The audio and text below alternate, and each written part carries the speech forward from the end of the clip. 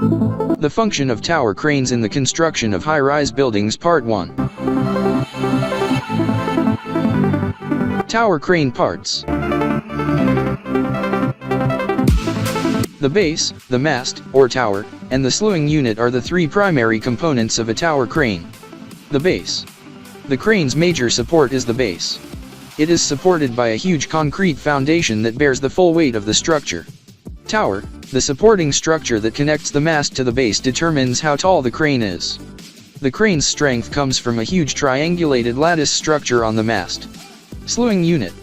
The slewing unit, which is attached to the top of the mast and allows the crane to spin around its axis, comprises a gear and motor.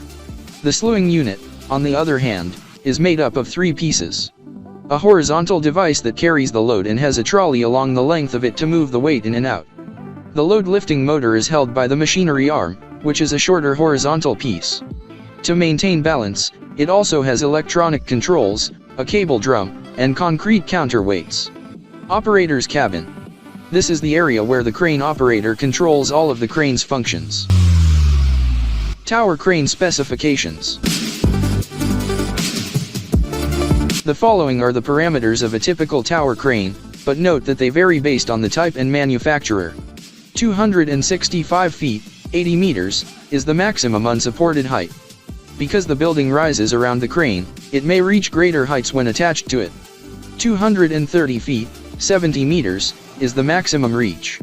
Lifting capacity, 19.8 tons, 18 metric tons. 20 tons or 16.3 metric tons of counterweights.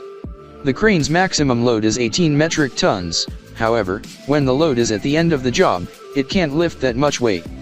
The more weight the crane can safely lift, the closer the load is to the mast. To avoid overloading, operators have two limit switches, a maximum load switch to keep the crane under 18 metric tons, and a maximum moment switch to safeguard the crane from the load's bending force.